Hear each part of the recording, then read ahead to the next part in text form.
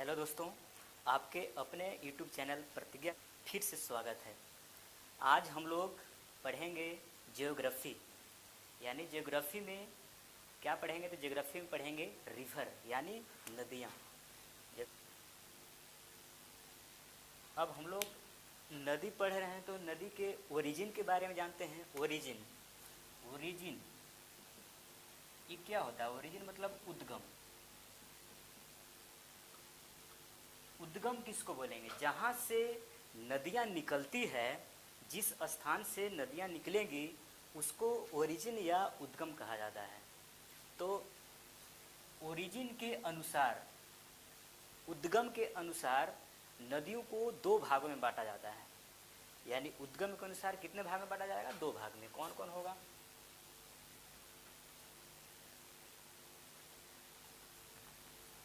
तो पहला होगा मेल्टिंग ग्लेशियर और दूसरा होगा रेनफॉल।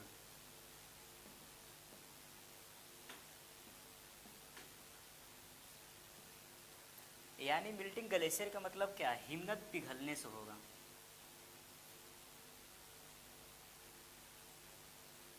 हिम पिघलने वाली नदियाँ। देखिए, ओरिजिन उद्गम के अनुसार दो भाग में बांटा गया है। मेल्टिंग ग्लेशियर यानी हिम पिघलने के से निर्मित नदियाँ, और रेनफॉल यानी वर्षा से निर्मित नदियाँ। इसको दो भाग में बांटा गया है। तो हिम पिघलने से निर्मित नदियाँ कौन नदियाँ होगी? हिमालयी नदियाँ। कौन नदियाँ होगी? तो हिमालयी नदियाँ। और वर्षा से कौन नदी होगी?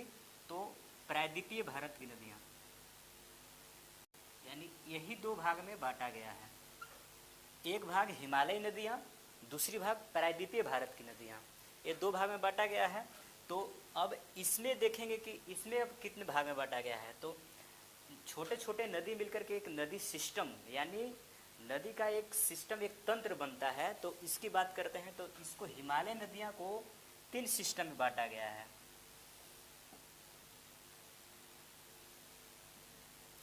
पहला है इंडस रिवर सिस्टम। इसको बोलेंगे सिंधु नदी तंत्र। दूसरा का है गंगा।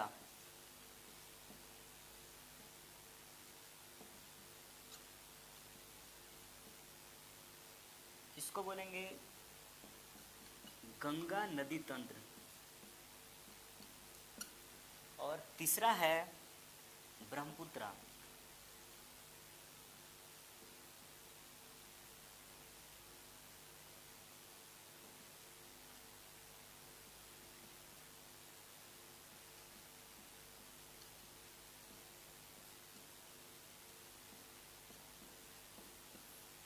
हाँ, तो देखिए, यही तीन भाग में हिमालय नदियाँ को बांटा गया है। यही तीन सिस्टम है।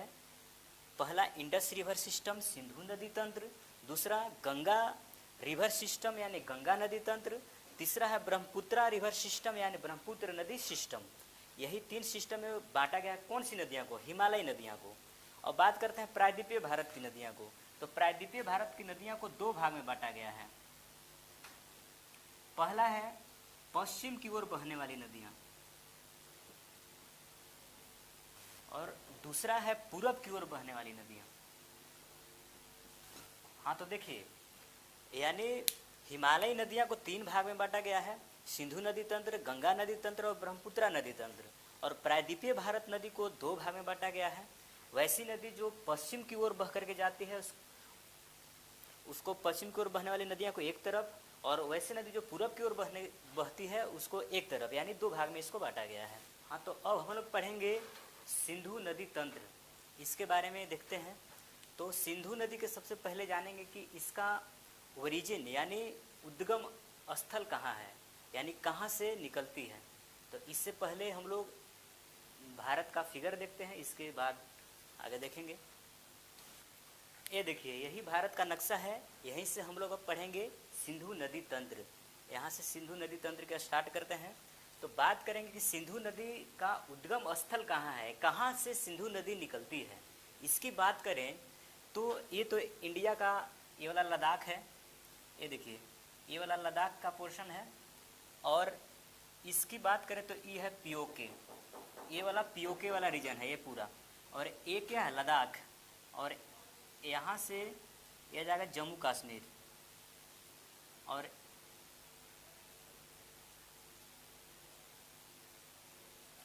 ये वाला क्या हो जाएगा हिमाचल प्रदेश।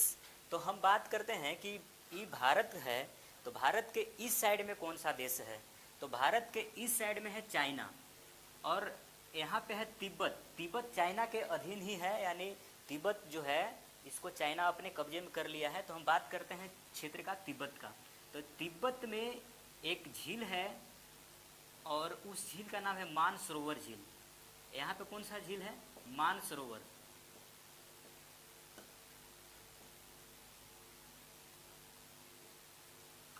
इस झील किस पर्वत श्रेणी में पड़ेगा, तो कैलाश पर्वत श्रेणी। यहाँ से एक पर्वत श्रेणी आता है, इस पर्वत श्रेणी का नाम है कैलाश।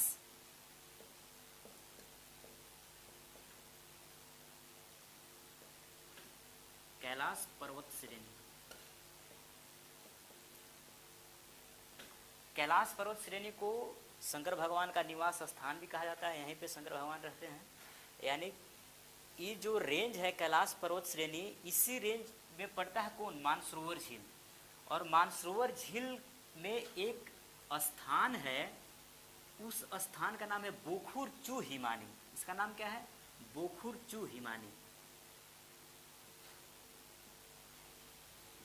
बोखुर चू हिमानी। और इस हिमानी से कौन निकलता है, तो इस हिमानी से निकलता है सिंधु नदी। कौन नदी, सिंधु नदी। और जिस समय ये निकलता है सिंधु नदी, इस समय इसका नाम रहता है सिंगी। इसका नाम क्या रहता है, सिंगी। जिस समय सिंधु नदी बोखुरचू हिमानी कहाँ पड़ेगा, मानसरोवर झील में ही एक स्थान है, वहाँ से बोखुरचू हिमानी से कौन निकलेगा, सिंधु नदी। लेकिन तिब्बत में सिंधु नदी का नाम सिंगी रहता है, सिंगी नदी। और ये जब प्रवेश करेगा कहाँ पे, लद्दाख वाला क्षेत्र में प्रवेश करेगा। और लद्दाख वाला क्षेत्र में जब प्रवेश करेगा तो ये कहाँ पे प्रवेश करेगा, तो उस स्थान को बोलते हैं दमचौक। दमचौक के पास ये लद्दाख वाला क्षेत्र यानी भारत में प्रवेश करेगा। क्वेश्चन पूछेगा कि सिंधु नदी भारत में कहाँ पे प्रवेश करती है, तो लद्दाख में, लेकिन किस स्थान पे प्रवेश करती है, तो दमचौक के पास प्रवेश करती है। इसके बाद आगे आने के बाद ये नदी मुड़ जाती है, और मुड़ने के बाद एक पर्वत श्रेणी को काटते हुए, उस पर्वत श्रेणी का नाम क्या है, तो यहाँ से एक पर्वत श्रेणी है, उस पर्वत श्रेणी का नाम है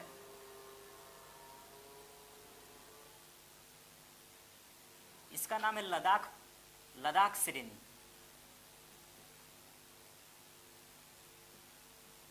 लद्दाख पर्वत श्रेणी। इसको काटते हुए और आगे आ जाती है नदी सिंधु नदी, और इसके समांतर बहने लगती है। और इसके इस साइड में एक पर्वत श्रेणी और है, उसका नाम है जास्कर। इसका नाम क्या है, जास्कर।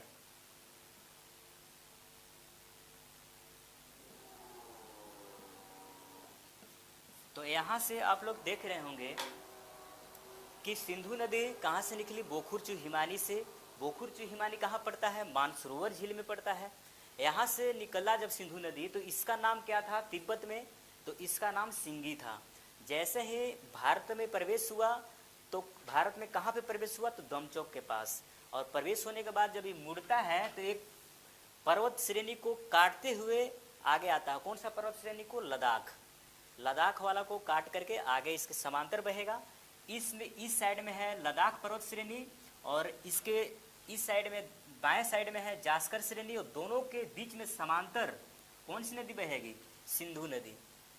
कौन सी नदी, सिंधु नदी। यानी लद्दाख पर्वत श्रेणी और जास्कर पर्वत श्रेणी दोनों के बीच में सिंधु नदी बहती है। अब बहने के बाद जब आगे आएगी तो यहाँ पे एक खतरनाक, मतलब बहुत ही ज़्यादा मोड़ लेती है। इस मोड़ के पास एक गोर्ज का निर्माण करती है। गोर्ज क्या होता है? भी आकार का गोर्ज का निर्माण करती है। जैसे गड्ढा, जैसे पानी गिरता है एक बैग तो वहाँ पे गड्ढा करेगा और फिर ऐसे ऊपर उठता है, यानी भी आकार का गड्ढा, इसी को गोर्ज कहते हैं। यानी यहाँ पे क्या चीज़ का निर्माण करेगी? गोर्ज का निर्माण करती है। अब यहाँ पे बात करते हैं, एक ग्लेशियर है यहाँ पे, उसका नाम है सियाचिन ग्लेशियर, और इसके नीचे एक और ग्लेशियर है, उसका नाम है रीमू ग्लेशियर। इसका नाम क्या है? सियाचिन ग्लेशियर, और इसका नाम है रीमू ग्लेशियर। और रीमू ग्लेशियर से एक नदी निकलती है जिसका नाम है श्योक नदी। इसका नाम क्या है? श्योक नदी। इसका नाम है श्योक नदी। और श्योक नदी में सियाचिन ग्लेशियर से निकल के आते हैं नुब्रा नदी।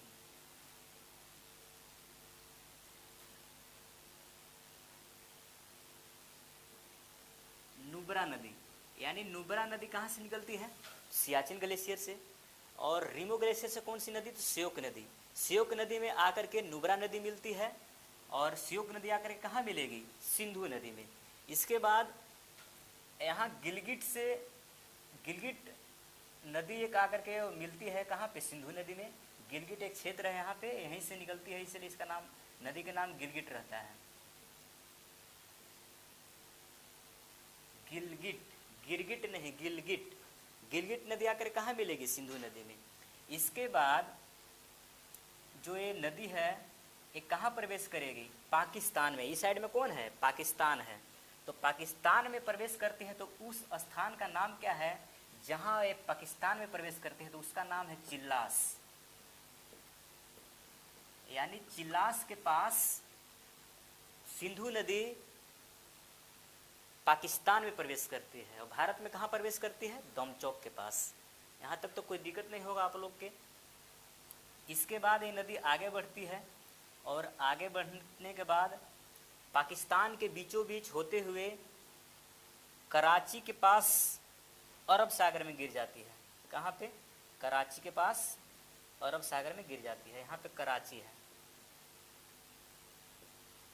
कराची कहाँ? पाकिस्तान। और कराची के पास अरब सागर में गिर जाती है। यह है अरब सागर।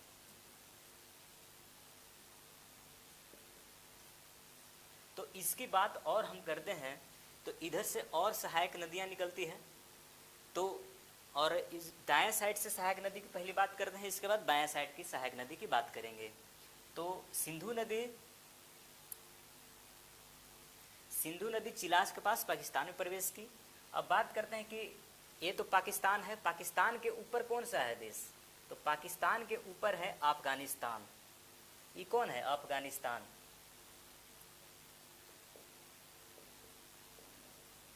यह अफगानिस्तान। तो यहाँ पे एक पर्वत है, उसका नाम है हिंदू कुश पर्वत। कौन सा पर्वत? हिंदू कुश।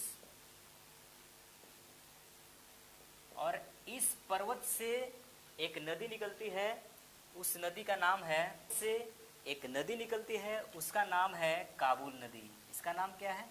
काबुल नदी। और ये नदी आगे आती है हिंदू कुश पर्वत से निकलने के बाद आगे आएगी पाकिस्तान में, और पाकिस्तान से एक नदी और निकलती है जिसका नाम है स्वाति नदी। स्वाति। और इस स्वाति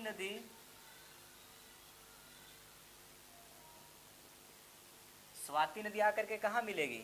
तो ये मिलेगी काबुल नदी में। काबुल नदी कहाँ मिलेगा? तो ये मिलेगा सिंधु नदी में। यहाँ तक तो कोई दिक्कत नहीं होगा। इसके बाद आगे हम बात करें तो इसके आगे एक पर्वत श्रेणी और है जो कहाँ तक आता है? इस पाकिस्तान तक आता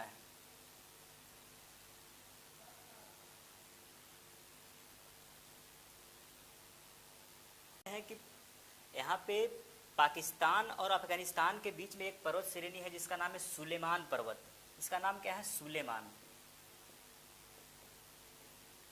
और सुलेमान पर्वत से एक नदी निकलती है जिसका नाम है गोमल। इसका नाम क्या है? गोमल नदी। और ये आकर के कहाँ मिलती है? ये आकर के मिलती है सिंधु नदी में। यानी अब दाएं तरफ की सिंधु नदी के हम बात करें, दाएं तरफ की सहायक नदियों की बात करें तो पहला कौन है? श्योक नदी। कहाँ से निकलती है? रिमो ग्लेशियर से निकलती है। और श्योक नदी में आकर के कौन मिलता है? तो सियाचिन ग्लेशियर से निकला हुआ नुब्रा नदी आकर के कहाँ मिलेगा? श्योक नदी में। और श्योक नदी कहाँ आकर के मिलेगी? ये मिलेगी सिंधु नदी में। ऊपर से आकर के एक नदी और मिलती है गिलगिट, पीओके वाला रीजन से निकलती है। और गिलगिट नदी आकर के कहाँ मिलती है? सिंधु नदी में। और बात करें तो अफगानिस्तान से एक हिंदू कुश पर्वत से एक नदी निकलती है काबुल नदी, और ये आकर के कहाँ मिलती है? पाकिस्तान में मिलती है। कहाँ, किस नदी में? तो सिंधु नदी में। इसमें एक और नदी पाकिस्तान से निकल करके मिलती है काबुल में, उसका नाम है स्वाति नदी। और ये नदी को पाकिस्तान का स्वर्ग कहा जाता है, क्योंकि स्वाति नदी के आसपास बहुत ज़्यादा मात्रा में गेहूं चावल का उत्पादन होता है, इसलिए पाकिस्तान का स्वर्ग ये वाला दोआब को कहा जाता है। इसके बाद हम आगे बात करें तो सुलेमान पर्वत के पास से एक नदी निकलती है, उसका नाम है गोमल नदी। और आकर के कहाँ मिलती है? तो आकर के मिलती है सिंधु नदी में। सुलेमान पर्वत से एक नदी और निकलती है जिसका नाम है झोब नदी, और ये आकर के पाकिस्तान में मिलती है। किस में? गोमल नदी में। इसका नाम है झोब नदी। और ये आकर कहाँ मिलती है? पाकिस्तान में गोमल नदी में। और गोमल नदी सिंधु नदी में। तो ऊपर तक में तो आपको कोई दिक्कत नहीं होगा। अब हम बात करते हैं सिंधु नदी के बाएं तरफ से मिलने वाले सहायक नदियों की। तो इसकी बात करें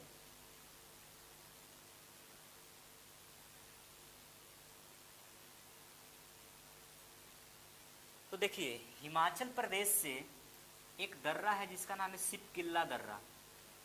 कौन सा दर्रा है? सिपकिल्ला दर्रा। और इस सिपकिल्ला दर्रा से एक नदी प्रवेश करती है भारत में, और उसका नाम है सतलज नदी। और ये निकलती कहाँ से है? तो ये भी मानसरोवर झील से ही निकलती है सतलज नदी। इसका नाम क्या है? सतलज। और ये नदी कहाँ से निकलती है? तो ये निकलती है राकसताल। राकसताल कहाँ पे पड़ेगा? मानसरोवर झील में ही राकसताल यहाँ पे पड़ता है। और यहाँ से इस टाइप से आएगा। ये कौन है? राकसताल। इसको यहाँ पे लिख दे रहे हैं राकसताल। और यहाँ से कौन सी नदी निकलती है? तो सतलज नदी। राकसताल से कौन सी नदी? तो सतलज नदी। सतलज नदी हिमाचल प्रदेश होते हुए, पंजाब होते हुए और आगे आता है। अब बात करते हैं यहाँ पे एक बड़ा लाचाला दर्रा है। हिमाचल प्रदेश में ही एक दर्रा और है, उसका नाम है बड़ा लाचाला दर्रा। इसका नाम क्या है? बड़ा लाचाला दर्रा। यहाँ पे लिख देते हैं बड़ा लाचाला दर्रा। और इस दर्रा से दो नदियाँ निकलती है, चंद्र और भागा नदी।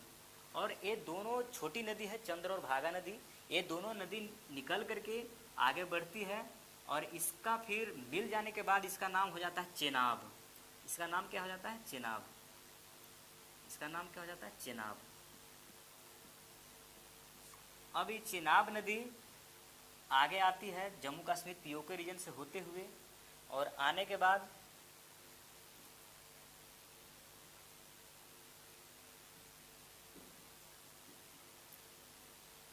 पाकिस्तान में सिंधु के साथ मिलती है। यानी सिंधु की जो चेनाब है, चेनाब की सहायक नदी सतलज हो जाएगी, और फिर आकर कहाँ मिलेगी? सिंधु नदी में। और कहाँ पे मिलती है? मिथनकोट। इसका क्या नाम है? मिथनकोट। मिथनकोट पाकिस्तान में पड़ता है, पाकिस्तान। तो दो नदी हम लोग पढ़ लिए। अब बात करते हैं यहाँ श्रीनगर का। तो श्रीनगर के पास, ऐसे लिख दे रहे हैं श्रीनगर। तो श्रीनगर के पास एक नदी और निकलती है, उसका नाम है झेलम नदी। और ये नदी वुलर झील से होते हुए, जो श्रीनगर से निकली कौन? झेलम नदी। और झेलम नदी किस झील से गुजरती है? तो वुलर झील से गुजरती है। वुलर झील से गुजरते हुए पाकिस्तान और भारत का ये जो क्षेत्र है, बॉर्डर है, इस बॉर्डर को 170 किलोमीटर बॉर्डर बनाते हुए भारत और पाकिस्तान का बॉर्डर 170 किलोमीटर बनाते हुए कौन सी नदी? झेलम नदी। इसका नाम क्या है? झेलम, झेलम नदी। और बनाते हुए आकर के कहाँ मिलती है? तो चेनाब में मिल जाती है। तो यहाँ से आप लोग एक चीज़ देख रहे होंगे कि जो चेनाब है सिंधु नदी का सबसे बड़ा सहायक नदी है। जितना भी नदियाँ इधर से मिलेगी वो आकर के किससे मिलेगी? चेनाब में। तो यहाँ से चेनाब नदी निकला, बता दिए थे, बड़ा लालचला दर्रा से निकला है चंद्रभागा के रूप में, और आगे आया। और इधर से कौन सी नदी आके मिली चेनाब में? सतलज नदी। और ऊपर से कौन सी नदी? तो ऊपर से मिली झेलम नदी। अब यहाँ पे हिमाचल प्रदेश में ही, ये हिमाचल प्रदेश है, हिमाचल प्रदेश में ही एक है रोहतांग दर्रा। यहाँ पे कौन सी दर्रा है? रोहतांग दर्रा, रोहतांग दर्रा। और रोहतांग दर्रा के पास से ही एक नदी निकलती है जिसका नाम है रावी। और ये रावी नदी आकर के कहाँ पे मिलती है? चेनाब में। रावी नदी, इसका नाम क्या है? रावी। रावी नदी कहाँ मिली? चेनाब में। चेनाब नदी में ऊपर से कौन मिला? झेलम। नीचे से कौन मिला? रावी। फिर और नीचे से आएंगे तो सतलज। और रोहतांग दर्रा से एक नदी और निकलती है जिसका नाम है ब्यास नदी। इस नदी का क्या नाम है? ब्यास। यानी रोहतांग दर्रा से दो नदी निकलेगी। कौन कौन? पहला रावी नदी, दूसरा ब्यास नदी। ब्यास नदी पंजाब में आकर के और सतलज नदी में मिल जाती है। और ये दोनों के मुहाना पर एक बैराज है जिसका नाम है फरक्का बैराज। और यहीं से एक नहर निकाला गया है, उसका नाम है इंदिरा गांधी नहर, जो भारत की सबसे बड़ी नहर है। ये भारत की कैसी नदी है? सबसे बड़ी, भारत की सबसे बड़ी नहर है। और इसकी लंबाई 450 किलोमीटर है। ये राजस्थान तक जाता है। अब हम बात करें सतलज का, तो एक बार फिर से ऊपर से देखिए, श्रीनगर से कौन सी नदी निकली? श्रीनगर के वेरीनाग झील से। कौन सी नदी? झेलम नदी। झेलम नदी वुलर झील होते हुए भारत और पाकिस्तान का 170 किलोमीटर बॉर्डर बनाते हुए किस नदी में आकर के मिलती है? तो चेनाब नदी में। अभी चेनाब नदी की हम बात करें तो चेनाब नदी कहाँ से निकलती है? बड़ा लालचला दर्रा से निकलती है। और बड़ा लालचला दर्रा से दो नदी निकलती है छोटी छोटी, चंद्र और भागा के रूप में। और आगे जाकर के यही मिल जाती है और इसका नाम फिर पड़ जाता है चेनाब नदी। चेनाब नदी आगे आएगी पाकिस्तान में। तो नीचे से रोहतांग दर्रा से एक नदी और निकलती है जिसका नाम है रावी। तो नीचे से आकर के रावी नदी। ऊपर से कौन सी नदी? झेलम नदी। किसमें मिला? चेनाब में। अब हम बात करेंगे कि इसके नीचे रोहतांग दर्रा से एक नदी और निकलती है जिसका नाम है ब्यास। ब्यास नदी हिमाचल प्रदेश के रोहतांग दर्रा से निकल करके और पंजाब में आकर के किस नदी मिलती है? तो सतलज नदी में। सतलज नदी कहाँ से निकली? तो मानसरोवर झील के राकस ताल से। और यहाँ पांचों नदियाँ आकर के मिलती है। और पांचों नदी मिलने के बाद यानी कौन? झेलम नदी और चेनाब नदी, फिर रावी नदी, ब्यास नदी और सतलज नदी। पांचों नदियाँ मिलने के बाद एक जगह यहाँ पे इसके बाद 5 नदी मिली ना, तो इसको बोला जाता है पंचमुख नदी। इसको बोला जाता है पंचमुख नदी। और ये चलता है 45 किलोमीटर। इसकी दूरी कितनी है? 45 किलोमीटर। और 45 किलोमीटर के बाद मिथनकोट पाकिस्तान में जाकर के सिंधु नदी में मिल जाती है। तो आई होप आप लोग को समझ में आया होगा। नहीं भी समझ में आया हो तो दोबारा एक बार देख लीजिएगा। Thank you. जय हिंद।